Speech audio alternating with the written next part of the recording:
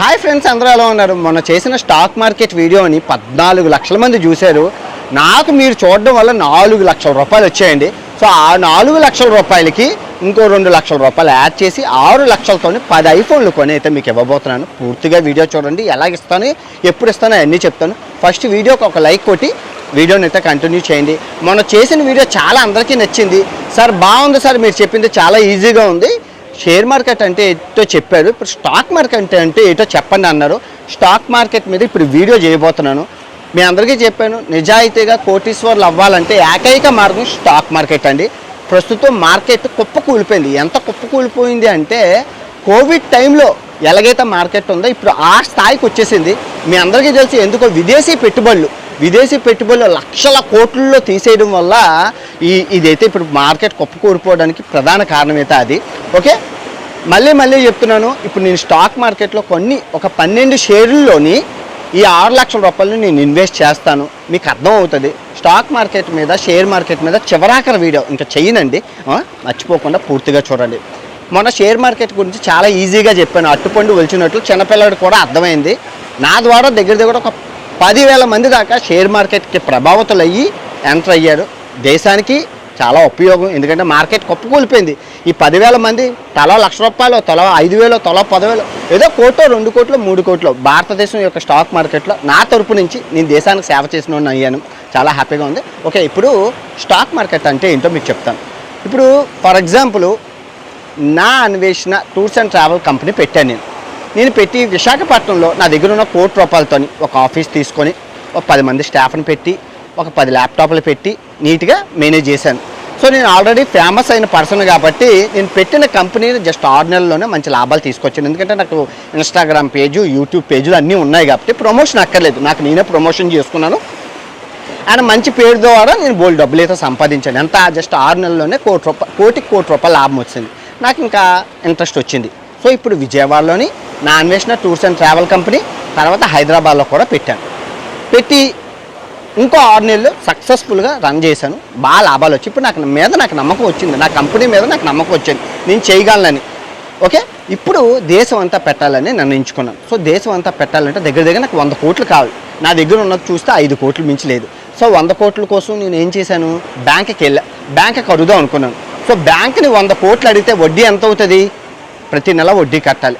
ఇంకో మార్గం ఏముంది, అంబానీ గారిని, అదానీ గారిని, రతన్ టాటా గారిని స్వర్గస్థులు అయిపోయారు కదా, ఆ కంపెనీ వాళ్ళని వెళ్ళి ఏంటి నాకు 100 కోట్లు కావాలి, నేను కంపెనీ వాళ్ళు ఎందుకు ఇస్తారు, నాకు ఏ నమ్మకంతో ఇస్తారు? సో అప్పుడు నాకు ఏకైక మార్గం స్టాక్ మార్కెట్. సో స్టాక్ మార్కెట్లోకి నా కంపెనీని నేను లిస్ట్ చేస్తాను. సెబీ గవర్నమెంట్ రూల్స్ అన్నీ పెట్టి ఒక స్టాకు 100-200 చెప్పిన పెట్టి నేనైతే మార్కెట్లోకి వదిలాను. సో అందరూ కొనుక్కున్నారు, మంచి లాభాలు వచ్చాయి. నాకు కావాల్సిన 100 కోట్లు కాదు, 150 కోట్లు వచ్చేసింది. సో 150 కోట్లతో నేనైతే అన్ని రాష్ట్రాల్లోని నా అన్వేషణ టూర్స్ అండ్ ట్రావెల్ కంపెనీలు అయితే ఓపెన్ చేసేసాను. మార్కెట్ బాగా నడుస్తుంది. షేర్ రోజు రోజుకి నేను పెట్టిన 200 రూపాయలది కాస్త 250, 300 వెళ్తుంది. చాలా బాగానే ఉంది, అంతా బాగానే ఉంది. సో సడన్గా చెన్నై బ్రాంచ్లోని బస్సు టూర్ కంపెనీ, మా బస్సు నా అన్వేషణ tours and travel company bus accident అయింది. సో కొందరికి చాలా తీవ్ర నష్టం జరిగింది. సో మనం నష్టపరిహారం చెల్లించామో అనుకోండి, కానీ ఆ న్యూస్ మార్కెట్లో సర్క్యులేట్ అవ్వవు. తర్వాత ఆ న్యూస్ ఛానల్స్లో రావడం వల్ల షేర్ కొంచెం పడింది. ఎందుకంటే కొంచెం కస్టమర్లు వెనకని చేశారు. అందులోకి వెళ్తే ఏదో చెడు అవుతుంది, అది యాక్సిడెంట్లు అవుతాయి, చనిపోతారని అలా రూమర్స్ క్రియేట్ అవ్వడం వల్ల కొంచెం మార్కెట్ పడింది. ఆ తర్వాత హైదరాబాద్ కంపెనీలో మేనేజరు ఏం చేశారంటే, అందరూ డబ్బులు కడతారు కదా, ఆ డబ్బులు పట్టుకొని పారిపోయారు. సో పారిపోవడం వల్ల కొంచెం డిలే అయింది టూర్. సో అది కూడా రూమర్ అయిపోయింది, న్యూస్ అయిపోయింది. సో స్టాక్ మార్కెట్లో కొంచెం నెగిటివిటీ స్టార్ట్ అయింది నా కంపెనీ మీద. కొంచెం షేర్లు పడుతూ వస్తున్నాయి. షేర్ ఎప్పుడైతే పడిందో అందరూ కొంచెం ఇంకా పడిపోతుంది కదా, మళ్ళీ ఇంకా పడితే కొనుక్కుందామని అప్పటికైతే అమ్మేస్తున్నారు. తర్వాత అలా జరిగింది. ఆ తర్వాత మన సిమ్లాలోని నా టూర్ కంపెనీలోని పెద్ద దొంగతనం జరిగి మొత్తం అందరికీ చాలా ఇబ్బందులు జరిగి చాలా జరిగాయి. సో ఇంకా నా కంపెనీ ఎలాగవుతుందంటే రోజు రోజుకి క్షీణిస్తుంది. ఈ టైంలో నేను నిలదెక్కుకొని నేను రంగంలోకి దిగి ప్రతి బ్రాంచ్కి తిరిగి మళ్ళీ కంపెనీని యథాస్థాయికి నిలబెట్టాలి, కానీ నేను నిలబెట్టలేదు. సో అప్పుడు ఏమైందంటే స్టాక్ అలా అలా అలా అలా పడిపోయింది. సో అలా నష్టపోయింది. ఇప్పుడు 200 కొనుక్కున్న స్టాకు 350 అయ్యింది. సో అప్పుడు నా కంపెనీలో పెట్టుబడి పెట్టిన వాళ్ళందరికీ లాభాలు వచ్చాయి బాగా. ఆ తర్వాత కొంతమందికి నష్టాలు కూడా వచ్చాయి. దీన్నే స్టాక్ మార్కెట్ అంటారు. ఇప్పుడు మీకు అర్థమైంది కదా స్టాక్ మార్కెట్ అంటే ఏంటి, ఎలాగా. సో ఇలాగే ప్రతి కంపెనీ, ఈవెన్ టాటా గారికి కూడా కొత్త కంపెనీ పెట్టాలంటే అంత డబ్బు ఉండదు, బ్యాంకుల దగ్గరికి వెళ్ళరు, అప్పుడు స్టాక్ మార్కెట్లోకి పెట్టుకుంటారు. సో అంబానీ గారు కూడా అంతే, అదానీ గారు కూడా, ఎవరు ఎంత పెద్ద తోపు అయినా, ఈవెన్ ఎలాన్ మస్క్ ఎవరైనా సరే పెద్ద కొత్త కంపెనీలు పెట్టాలంటే స్టాక్ మార్కెట్లో ప్రజల సొమ్ముతోనే వ్యాపారం చేస్తారు. మీరు స్టాక్ మార్కెట్ కొన్న కొత్తలో నాకు 10 రూపాయలు, 50 రూపాయలు, 100 రూపాయలు, 1000 రూపాయలు వచ్చేవి. అలాగా ఎవరు పంపిస్తున్నారో గూగుల్ పే ఏ కంపెనీ పేర్లతో వచ్చేవి. మా ఫ్రెండ్ని అడిగితే అన్నారు అవి డివిడెండ్స్ రా, ప్రతి 3 నెలలకి, ప్రతి 6 నెలలకి, ప్రతి సంవత్సరంకి ఇస్తారని. అప్పుడు డివిడెంట్ అంటే బోనస్ అనమాట. ఇప్పుడు ఒక కంపెనీ పెద్ద కంపెనీలు కొంటే వాళ్ళకి లాభాలు వస్తాయి కదా. సో ఆ లాభాలు సగం కంపెనీ యొక్క ఎదుగుదలకు ఉపయోగించుకొని సగం మనకి ఇచ్చేస్తారు, స్టాక్ హోల్డర్స్కి ఇస్తారు. కొందరు ఒక స్టాక్ కొంటే ఇంకో స్టాక్ ఫ్రీ అని కూడా ఇస్తుంటారు. అది అందరూ ఇస్తారని నమ్మకం లేదు, అది పక్కన పెట్టండి. ఇప్పుడు మీకు స్టాక్ అంటే అర్థమైంది కదా, అది షేర్ మార్కెట్లోకి ఎలాగొస్తుంది ఏంటి అని. సో ఇప్పుడు మీకు ఆ 10 ఐఫోన్స్ ఎలా ఇస్తానో చెప్తాను. ఎందుకంటే నాకు ఆ వచ్చిన 6 లక్షలు నేను ఏదో జస్ట్ ఇన్ఫర్మేషన్ వీడియో చేశాను, కానీ అది ఎంత పెద్ద బ్లాక్ బస్టర్ అయిపోయి ఇంతమంది ప్రభావితం అయిపోయి ఇంత ఇంట్రెస్ట్గా మొత్తం వీడియో అంతా చూడడం వల్ల 4 లక్షలు వచ్చింది ఒక వీడియోకి. ఎవరు తిన్నదే కాదు, నేనేదో క్యాజువల్గా చేశాను. సో అలా వచ్చిన డబ్బులు మనం పొట్టలో వేసుకున్నాం అనుకోండి, పొట్టలో చాలా రకాల జబ్బులు వచ్చేస్తాయి. మనకు అది మీ ద్వారా వచ్చింది కాబట్టి అది మీకే చెందాలి. సో అది మీకు ఎలా చెందాలి, అది కూడా ఉపయోగపరంగా చెందాలి. సో నేనేం చేస్తానంటే ఈ 6 లక్షల్ని 12 టాప్ స్టాకుల్లో ఇన్వెస్ట్ చేస్తాను. సో నేను వచ్చేటప్పుడు మీ అందరికీ మీటప్ల కోసం మీటప్లు పెట్టేటప్పుడు ఒక్కొక్క మీటప్లో 2 ఐఫోన్లు లాటరీ సిస్టమ్ పెడతాను. సో అది మీకు ఇవ్వడం జరుగుతుంది. మీకు ఇప్పుడు అర్థమైంది కదా. సో ఈ 12 స్టాకుల్ని ప్రతి 3 నెలలకు ఒకసారి మనం చెక్ చేసుకోవడం వల్ల స్టాక్ మార్కెట్ గురించి అర్థమవుతుంది. ఈ రేటుకి కొన్నా 3 నెలల తర్వాత ఈ రేటు పెరిగిందా, అయ్యో మనం పెట్టుంటే బాగుండు, అమ్మమ్మ మనం పెట్టకపోతే బాగుండు అనే మాట ఉంటుంది. సో ఇప్పుడు నేను చెప్పబోయే మొన్న లాస్ట్ వీడియోలోని మీ అందరికీ పెరిగిందా తరిగిందా, పెరిగింది కదా అన్నాను కదా. పెరిగింది కదరా. ఇప్పుడు మీరు పెరిగిందా తరిగిందా అన్నప్పుడు పెరిగిందనే మాట వినరు, తరిగిందనే మాట వింటారు. చాలా ఇంట్రెస్టింగ్గా ఉంటుంది. ఇక్కడి నుంచి మిస్ చేయకండి, చాలా బాగుంటుంది. సో లాస్ట్ ఇప్పుడు 12 స్టాకులు తీసుకున్నాను. ఆ 12 స్టాకుల్లో 6 లక్షల రూపాయలు ఇన్వెస్ట్ చేస్తాను. అంటే 50. ఓకే, అది నేను ఇండియా వచ్చేటప్పుడు మీ అందరికీ ఆ స్టాక్ అప్పుడు 10 ఐఫోన్లు అయితే 10, 15 ఐఫోన్లు అయితే 15 కొని లాటరీ తీసి మీకు ఇచ్చేస్తాను. ఓకే, ఇప్పుడు మీకు క్లియర్ కదా, మీకు అర్థమైంది కదా. స్టాక్ వచ్చేసి హిందుస్థానీ స్టాకు. మీ అందరికీ తెలుసు లక్స్, సర్ఫెక్స్లు, రిన్ను, విమ్ము, కిసాన్ జాములు ఇవన్నీ హిందుస్థానీకి కంపెనీవి, మనం రోజు వాడుతున్నాం. సో నేను వారం క్రితం స్టాక్ ప్రైస్ ఎంత చెప్పాను వీడియోలోని, 2500 రూపాయలు ఉంది. ఇప్పుడు ప్రెజెంట్ ఎంత ఉంది, 2392. పెరిగిందా తరిగిందా, తరిగింది కదరా. 2వ స్టాకు డాబర్, మా నాన్న వాడతారని చెప్పాను. ఆ రోజు వీడియోలో ఎంత చెప్పాను, 530 రూపాయలు. ఇప్పుడు ఎంత ఉంది వారం తర్వాత, 508 రూపాయలు ఉంది. 32 రూపాయలు తగ్గిపోయింది. పెరిగిందా తరిగిందా, తరిగింది కదరా. ముచ్చటగా 3వ స్టాకు. మేము సాయంత్రం ఏ బిస్కెట్లు తింటాం, బ్రిటానియా బిస్కెట్లు అని చెప్పాం టీలోని. సో అప్పుడు వారం క్రితం ఈ స్టాక్ ప్రైస్ ఎంత ఉంది, 5700 రూపాయలు ఉంది. సో ఇప్పుడు ఎంత ఉంది, కరెక్ట్గా వారం తిరిగేసరికి 4900. అంటే ఎంత పడిపోయింది, ఆల్మోస్ట్ 700 రూపాయలు పడిపోయింది ఈ వారంలోనే. పెరిగిందా తరిగిందా, తరిగింది కదరా. 4వ స్టాకు జాక్పాట్. మేము ఇంటికి ఏ పెయింట్లు వాడుతున్నాం అన్నాను, ఏషియన్ పెయింట్లు. వారం క్రితం స్టాక్ ఎంత ఉందో చెప్పాను ఆ వీడియోలోని, 2900. ఇప్పుడు ఎంత ఉంది, 2500. 400 రూపాయలు తగ్గిపోయింది. పెరిగిందా తరిగిందా, తరిగింది కదరా. 5వ స్టాకు మీ అందరికీ తెలుసు, మ్యాగీ నూడిల్స్, ఫేమస్ అయిన కంపెనీ నెస్లే కంపెనీ. సో వారం క్రితం వీడియోలో స్టాక్ ప్రైస్ ఎంత ఉంది, 2250. ఇప్పుడు ఎంత ఉంది, 2180 రూపాయలు. పెరిగిందా తరిగిందా, తరిగింది కదరా. సో ఇంకా స్టాకులు అన్నీ అలాగే ఉన్నాయన్నమాట. వారం క్రితం కొన్ని నేను చెప్పలేదు, కానీ వారం రోజుల నుంచి చూసుకుంటే ఇప్పటికీ ఆల్మోస్ట్ మార్కెట్ సగానికి సగం కొట్టుకోల్పోయింది. మీరు ఎగ్జాంపుల్ చూసుకుంటే వారం క్రితం నేను షేర్ మార్కెట్లో లాభం ఎంత చూపించాను, 6 లక్షలు చూపించాను. ఇప్పుడు ఎంత ఉంది, దగ్గర 2,50,000, అంటే 3 లక్షలు ఉంది. సగానికి సగం లాభం పోయింది. సో మీకు ఇప్పుడు అర్థమైంది కదా. 6వ స్టాక్ వచ్చేసి బజాజ్ ఫైనాన్స్ లిమిటెడ్ అండి. నేను 50,000 పెట్టి స్టాకులు కొన్నాను. ప్రైస్ వచ్చేసి 6570 రూపాయలు ఉంది. ఇది నవంబర్ 14వ తారీఖు. ఆ తర్వాత డీమార్ట్ మీ అందరికీ తెలిసి ఈ రేట్లు మనం మాట్లాడుకున్న అప్పుడు ఇంకా తక్కువ ఉన్నాయి, ఆ రోజు అయితే ఇంకా ఎక్కువ ఉన్నాయి, ఇప్పుడు మనీ పడ్డాయి. డీమార్ట్ వచ్చేసి 3,821 రూపాయలు ఉంది, 50,000 పెట్టి ఈ స్టాక్లో కొన్నాను మీ పేరుతోనే. తర్వాత ఐఆర్సిటీసీ మీ అందరికీ తెలిసి ఇండియా మన రైల్వే ఎంత మంచిగా పర్ఫార్మెన్స్ చేస్తుందో డెడ్ చీప్లో దొరుకుతుంది, 800 రూపాయలకు దొరికింది. సో ఇది ఒకటి కొన్నాను, ఇది 50,000 పెట్టి కొన్నాను. ఆ తర్వాత టాటా మోటార్స్, ఇంకా టాటా మోటార్స్ అయితే అరక్కండి, ఎప్పుడూ లేనంత చవక అంటే చవక 776 రూపాయలకు దొరికింది, ఇవి 50,000 పెట్టి స్టాకులు కొన్నాను. తర్వాత రిలయన్స్ ఇండస్ట్రీ నేను 50 పెట్టి షేర్లు కొన్నాను, పాతవి. 50కి 50 బోనస్ ఇచ్చింది, రేట్ సగం చేసింది, అది మనకు వదిలేండి. ప్రజెంట్ ప్రైస్ వచ్చేసి చాలా తక్కువ ఉంది, 1,266 రూపాయలు ఉంది. రిలయన్స్ అంబానీ గారి స్టాకు, ఇది 50,000 పెట్టాను. తర్వాత యాక్సిస్ బ్యాంకు, నేను వాడే బ్యాంకు కాబట్టి నేను కొనుక్కున్నాను, 1,140 రూపాయలు ఉంది, ఇవి 50,000 పెట్టి స్టాకులు కొన్నాను.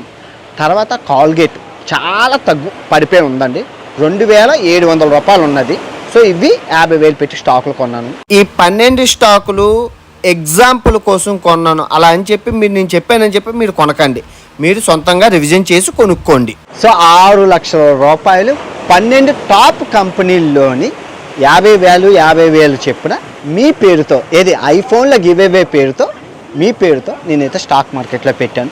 మళ్ళీ కరెక్ట్గా 3 నెలల తర్వాత ఈ రేట్లు ఎలాగ ఉన్నాయో చూస్తాను, అప్పుడు మీకు అర్థమవుతుంది అబ్బా స్టాక్ మార్కెట్ పెరిగిందా తరిగిందా అనేది. తర్వాత అలా 3 నెలలకు ఒకసారి చేసుకుంటే మీకు ఒక ఐడియా వస్తుంది. ఇప్పుడు మీకు అర్థమైంది కదా. మళ్ళీ చెప్తున్నానండి, ఇది నేను ఎందుకు చేశాను అంటే మీ అందరికీ చెప్పాను, నాకు మీటప్లు పెట్టడం ఇష్టం.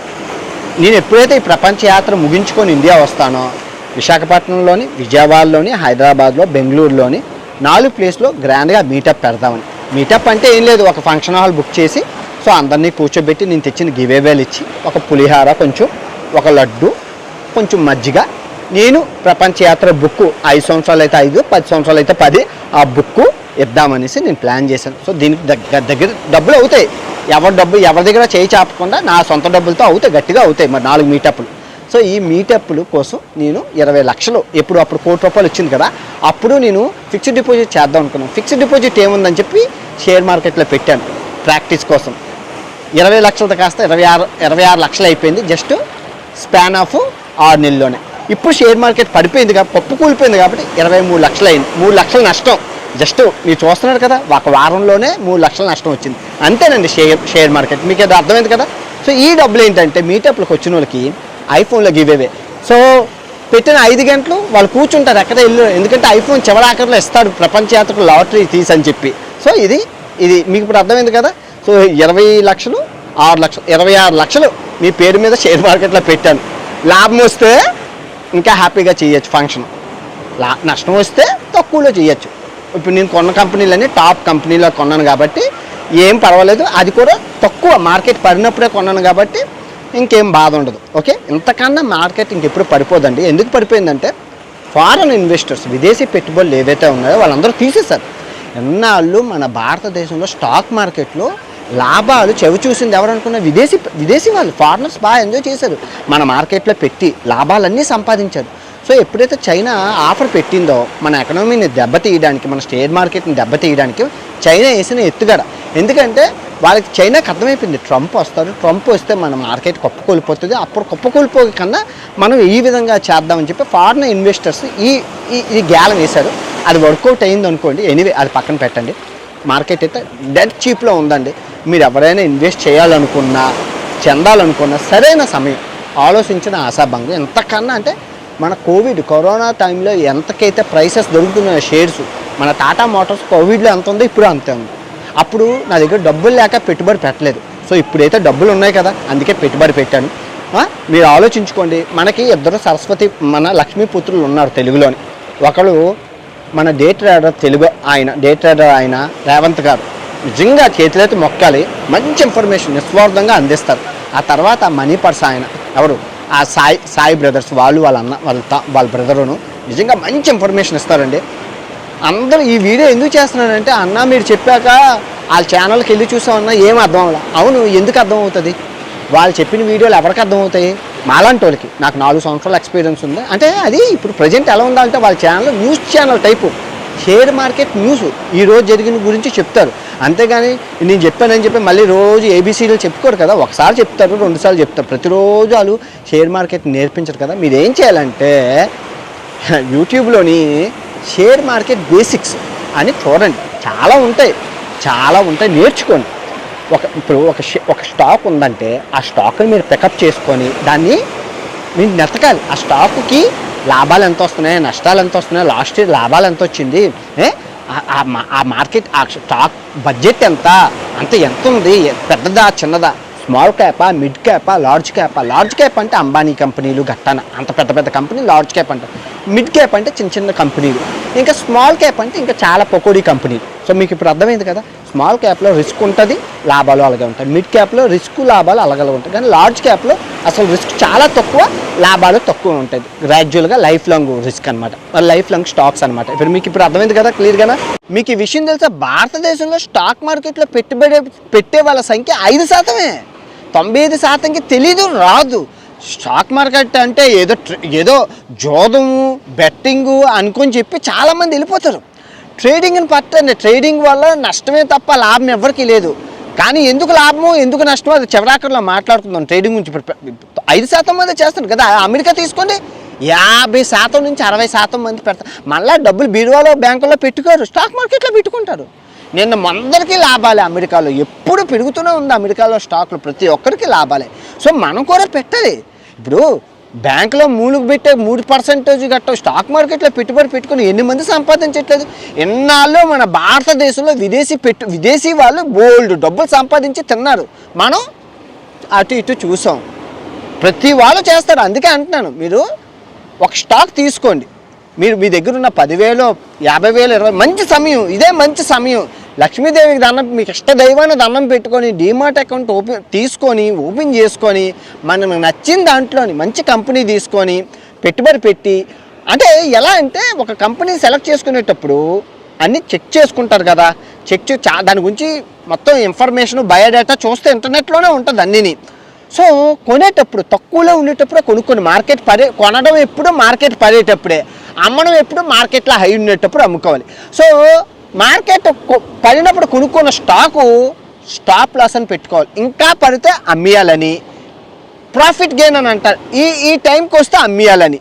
సో అలాగా నేనేంటంటే నాకు రిస్క్ తీసుకోవడం ఇష్టం లేక బ్లూ చిప్ స్టాక్స్ అని చెప్పి టాప్ కంపెనీ స్టాకుల్లో ఇన్వెస్ట్ చేశాను. ఎందుకు ఇన్వెస్ట్ చేశానంటే నాకు లాంగ్ టర్మ్ కోసం, నేను కొని అమ్మే అంత నాకు ఇది లేదు. లాంగ్ టర్మ్ భవిష్యత్తు కోసం అంత వ్యాపారం నేను చేయదలుచుకోలేదు. మీకు అర్థమైంది కదా. ఇక్కడ ట్యాక్స్ ఫ్రీ, లాంగ్ టర్మ్ వరకు ఉంచితే ట్యాక్స్ ఏం కట్టక్కర్లేదు. కొని అమ్మితే వచ్చిన లాభం మీద ట్యాక్స్ కట్టాలి. మీకు అర్థమైంది కదా. స్టాక్ మార్కెట్ మహాసముద్రం లాంటిది, ఎంత నేర్చుకున్నా అవ్వదు. సెన్సెక్స్, బేర్ మార్కెట్, ఇప్పుడు ప్రస్తుతం నడుస్తుంది కుప్పకూలిపోయిన మార్కెట్ని బేర్ మార్కెట్ అంటారు, బుల్ మార్కెట్ అంటారు. బోల్డ్ ఉన్నాయి, చాలా పదాలు ఉన్నాయి. అది ఒక్క రోజులో చెప్తే మీకు అర్థం అవ్వదు. నెమ్మదిగా గ్రాడ్యువల్గా స్టెప్ బై స్టెప్ రోజు పనికిరాని న్యూస్ ఛానల్, పనికిరాని దిక్మాల షోలు, ఆ ఫేస్బుక్లు, ఆలు హోమ్ టూరు, ఈలు ఫ్రిడ్జ్ టూరు చూస్తే ఏటొస్తుంది మీకు? ఒక్క బోషన్ ఏమి రాదు. ఎంటర్టైన్మెంట్ ఉండాలి. ఎంతవరకు? కొంతవరకు.